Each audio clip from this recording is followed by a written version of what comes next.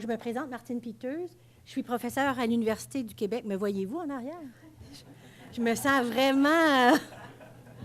c'est pas bon. Tu es certain que tu veux prendre un enregistrement vidéo? Vas-y. Donc, professeure à l'Université du Québec en Outaouais. Et mes deux partenaires de recherche ne sont pas présentes ici. Entre autres, Mary Frankoff, qui est du Cégep Héritage dans l'Outaouais et qui ne parle pas français, d'où la raison pour laquelle elle n'y est pas. Et Holly Hay, qui est ma collègue chinoise, qui est évidemment en Chine, donc qui était ma partenaire quand j'étais en Chine pour la collecte de données. Donc, rapidement, le résumé, toujours les mêmes grandes lignes. Introduction, je vais vous mettre un peu contextualiser ça, métaux, des résultats, de l'interprétation et une petite conclusion. Alors donc, contexte de ma recherche, les jeunes d'aujourd'hui utilisent énormément la technologie. Oui. Donc, ça va. Utilisent la technologie quotidiennement de différentes façons pour différentes raisons. On sait qu'ils l'utilisent beaucoup pour jouer, etc., mais on ne sait pas énormément comment ils utilisent la technologie pour faire leurs travaux scolaires, entre autres les travaux scolaires où il y a une recherche d'informations. Donc, évidemment, de nombreux enseignants se plaignent de la quantité de travaux plagiés. Combien d'entre vous avez déjà eu un étudiant qui a remis un travaux qui contenait du plagiat? Je vois des petits doigts, c'est ça. Le pourcentage au Québec, dans le moment, il y a un sondage qui a été fait par Nicole Perrault, et le pourcentage d'enseignants qui ont déjà reçu des textes plagiés est à 100 %. Oui. Donc, le pourcentage de plagiat est très élevé. Si je me rappelle bien, je n'ai pas les données ici, mais c'est 78 % des étudiants rapportent avoir déjà plagié et 75 % sont fiers de dire qu'ils n'ont jamais été attrapés. OK? Par contre, moi, je ne suis pas ici pour vous parler de plagiat, je suis ici pour vous parler de créacolage numérique. Et donc, pour moi et pour mes collègues de recherche, il y a une distinction entre les deux et c'est ce que je vais vous expliquer. Premièrement, je vais parler de littératie numérique. C'est important de faire la distinction parce que, contrairement à l'ancienne, la littératie plus traditionnelle, où on a besoin d'apprendre à écrire et à lire, quand on parle de littératie numérique, on parle de toute la gestion de l'information. Donc, être capable de trouver de l'information, être capable de la gérer, être capable de l'intégrer dans ses connaissances et évidemment l'évaluer, puis l'utiliser comme point de départ pour créer d'autres informations. Donc, littératie numérique, ça va vous amener, ça ouvre la porte à où je m'en vais. Donc, évidemment, avec le créacolage numérique. Le créacolage numérique, premièrement, créacolage, pour ceux qui se posent la question, c'est l'équivalent anglophone de scrapbooking. Vous savez, les dames, puis les jeunes demoiselles, puis il y a des hommes qui en font aussi, je suis certaine, qui utilisent des boutons, des tissus, des fils, toutes sortes du carton pour faire donc des créations artistiques. C'est un peu l'équivalent avec le créacolage numérique où un élève va aller sur la toile et va aller chercher, par exemple, un morceau de texte, un morceau de vidéo, une image, une balado-diffusion, et il va donc prendre tout ça et créer une nouvelle production. Et c'est bien souvent ce qu'on nous remet, nous, quand il arrive le temps de recevoir les travaux. Je vous montre le modèle avec lequel on travaille. Je n'irai pas en détail parce que je vais manquer de temps, mais si vous regardez, les stratégies de créacolage sont ici, et on parle donc de toute la recherche d'informations. Ensuite, il y a toute la question d'évaluation. Il y a l'analyse et l'évaluation des informations trouvées. Ensuite, on doit faire des liens, parce que c'est bien beau de trouver de l'information, mais on doit faire des liens pour dire, je vais les intégrer comment? Qu'est-ce que ça vient rejoindre dans mes connaissances à moi? J'en viens de l'autre côté. Et ensuite, donc, je vais aller l'intégrer dans le travail que je suis en train de faire. Pensez-y, quand vos étudiants font des travaux que vous leur demandez et qui ont besoin évidemment d'une recherche d'information, ils font tout ce travail-là et c'est beaucoup de travail là, parce que là, rendu ici, ils ont intégré et ils ont écrit quelque chose et on les cale, puis je l'ai fait, je l'avoue, parce qu'ils n'ont pas fait la dernière étape qui est toute la question de donner ses références, donner ses sources. Et donc, ce que je vous propose aujourd'hui comme hypothèse, c'est de dire peut-être que, quelque part, toutes ces stratégies de créacolage-là sont aussi importantes que la dernière étape, qui, je ne minimise pas son importance, évidemment, mais qui est une seule étape dans tout le processus. Donc, les questions de recherche qu'on avait, on voulait voir est-ce que les étudiants canadiens et les étudiants chinois utilisent l'information pour aller écrire leurs travaux. Donc, il fallait aller voir au départ s'ils faisaient vraiment là, cette recherche-là. Ensuite, comment ils les écrivent, ces travaux de recherche-là. Puis, qu'est-ce qu'ils connaissent sur la production d'un travail de recherche. OK? Au niveau méthodologique, premièrement, et ça c'est très important, ce n'est pas une étude comparative parce que nos deux populations étaient très différentes. Donc, c'est deux études de cas, c'est une étude multi-cas. Et c'est tout à fait exploratoire parce que, comme je l'ai dit, on avait vraiment là deux populations très différentes. Okay? Et je ne présente malheureusement qu'une partie en 15 minutes des résultats aujourd'hui. Donc, questionnaire démographique, on avait une population d'anglophones, autant à Heritage College qu'en Chine, qui était en langue seconde. Donc, on est allé chercher un test de vocabulaire pour avoir une idée de la qualité de la langue. Questionnaire sur l'utilisation de la technologie, qu'est-ce qu'ils connaissaient, qu'est-ce qu'ils en faisaient. Et ensuite, donc, questionnaire sur les stratégies de créacolage.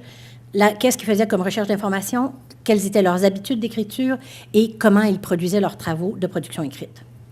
La collecte de données. Au Canada, on avait donc des locuteurs natifs et des locuteurs de langue seconde, et c'était des cégepiens. Tandis qu'en Chine, on avait des étudiants qui étaient tous des locuteurs natifs du chinois, donc c'était tous des apprenants de l'anglais langue seconde, et qui prenaient ce qui s'appelle en anglais « business English », donc un programme d'anglais orienté vers les affaires. Si vous regardez, et là je passe très rapidement, là j'ai ciblé les données que je voulais avoir.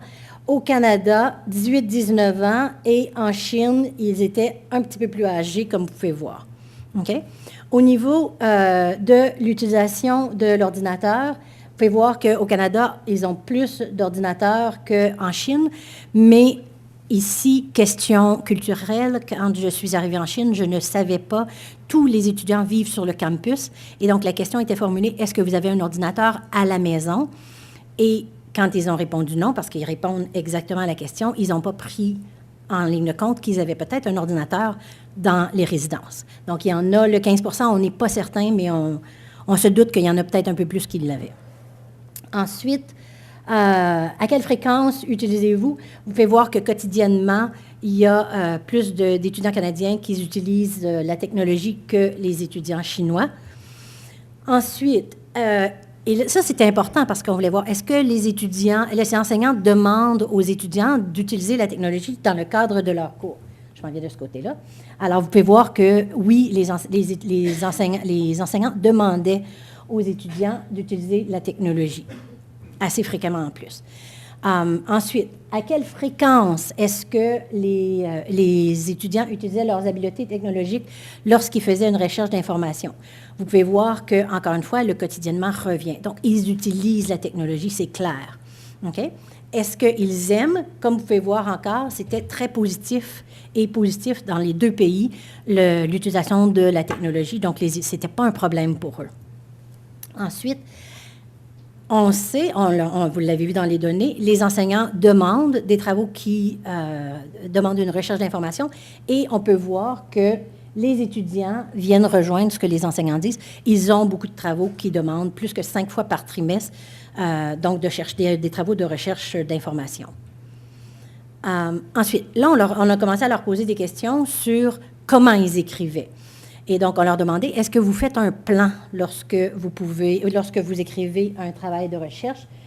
Comme vous pouvez voir, au Canada, ce n'est pas très reluisant parce que nos étudiants n'ont pas tendance à faire des plans lorsqu'ils font un travail de recherche.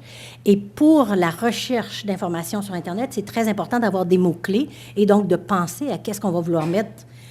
Par contre, regardez, comme les étudiants chinois ont cette habitude-là, 40 d'entre eux ont dit qu'ils en font plus que 5 fois par session. Okay.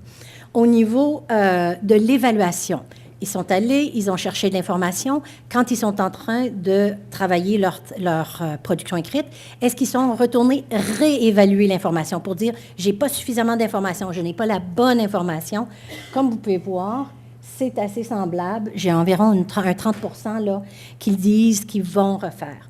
Mais il n'y en a pas énormément qui le font. Là, il faut que j'accélère parce que Simon me dit de me dépêcher. Est-ce qu'ils demandent de l'aide de l'enseignant pour faire Comme vous pouvez voir, encore une fois, des résultats assez semblables dans les deux pays. Je vous ai mis une petite binette ici parce que j'ai dit, il y en avait un qui est toujours celui qui est toujours à votre bureau qui dit « Chaque fois, je vais demander de l'aide. » Alors, j'ai dit « Bon, ça y est, c'est celui qui est toujours dans notre bureau. » Est-ce que les professeurs montrent aux étudiants comment faire leurs travaux de recherche? Comme vous pouvez voir, dans les deux pays, c'est pas très reluisant. Il y en a qui disent jamais. Puis, 1 à 2 fois par trimestre, c'est souvent des bribes. Là, je vous donne des informations qu'on a eues dans le cadre de nos entrevues aussi. Mais c'est souvent, ils vont nous dire une petite information ici. Donc, il n'y a pas un travail systématique pour leur montrer comment faire un travail de recherche. C'est souvent du transversal. On pense, bien, l'autre le fait dans sa classe, l'autre le fait, et ça ne se fait pas faire. Au niveau de la planification d'un travail de recherche, vous pouvez voir, même donné encore, ça se ressemble dans les deux pays. On n'a pas tendance à leur montrer.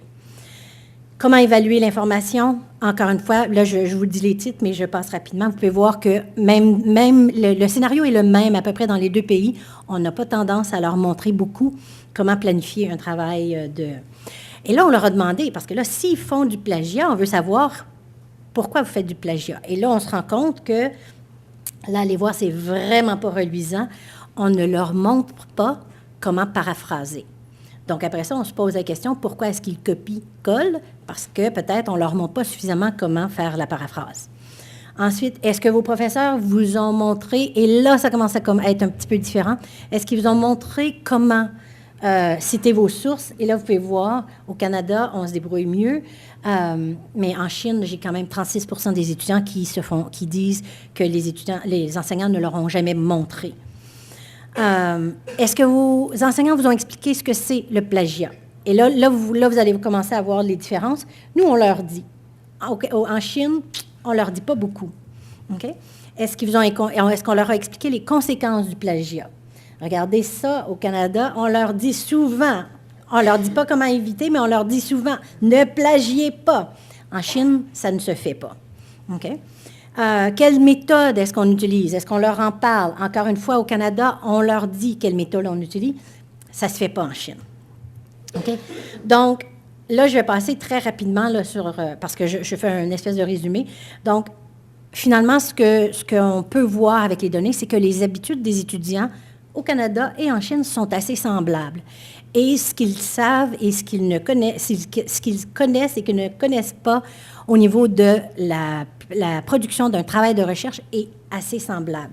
Là où c'est différent, là j'avance parce que je vous l'ai dit ça déjà, là où c'est différent, c'est au niveau des perceptions du plagiat. Et ça, c'est important et c'est toutes les différences culturelles entre le Canada et la Chine parce que les étudiants chinois ne perçoivent pas le plagiat comme de la même façon que les étudiants canadiens. Et ça peut être un indice de la raison pour laquelle les enseignants ne leur en parlent pas. Donc, et ça, c'est une question de la façon dont l'apprentissage est perçu. Donc, si on pense aux étudiants nord-américains, on parle beaucoup de résolution de problèmes, on les fait discuter, on les amène à réfléchir, etc. On les amène à remettre en doute ce qu'ils lisent, ce qu'ils voient, etc. Donc, on favorise la pensée critique, puis indépendante. En Chine, et là, je suis certaine que vous en avez déjà entendu parler, et je l'ai vécu pendant 1 an en Chine, les étudiants chinois n'ont pas le même type d'apprentissage. C'est un apprentissage différent, il y a des avantages et des inconvénients, mais eux mémorisent, ils doivent suivre les instructions. Et on doit acquérir plutôt que des apprentissages plutôt que faire des découvertes. C'est un apprentissage qui est beaucoup plus passif. Les enseignants chinois sont encore les experts dans leur salle de classe. C'est eux qui ont le dernier mot et c'est donc eux, évidemment, qui disent aux étudiants quoi faire. Quand il est question de texte, les étudiants chinois, pour eux, c'est bien plus important de maîtriser, d'être capable de comprendre le contenu que de le remettre en question. Et donc, souvent, dans leurs textes, ils sont encouragés à incorporer des parties de textes qu'ils ont déjà lus dans leur propre texte, sans nécessairement être obligés de donner leurs sources. Okay? Donc, comme vous pouvez voir, les perceptions du plagiat dans les deux pays sont très différentes, ce qui explique, mais on peut voir quand même que les habitudes des élèves sont semblables. Okay? Selon eux, et c'est ici que le bas blesse, selon eux, ils n'ont pas reçu un enseignement qui leur et qui, là, c'est mon interprétation, selon eux, ils n'ont pas reçu un enseignement qui leur permettrait d'éviter de faire du plagiat. Et je pense que nous, au Canada, il est temps qu'on se dise, qu'on prenne du recul, puis qu'on dise, c'est un fléau dans nos écoles secondaires, dans nos cégeps et dans les universités. Comment est-ce que nous, comme professeurs, on va commencer à valoriser tout le processus, mais surtout à leur montrer comment mieux faire des travaux de recherche pour éviter qu'ils ne plagient plus. Et voilà.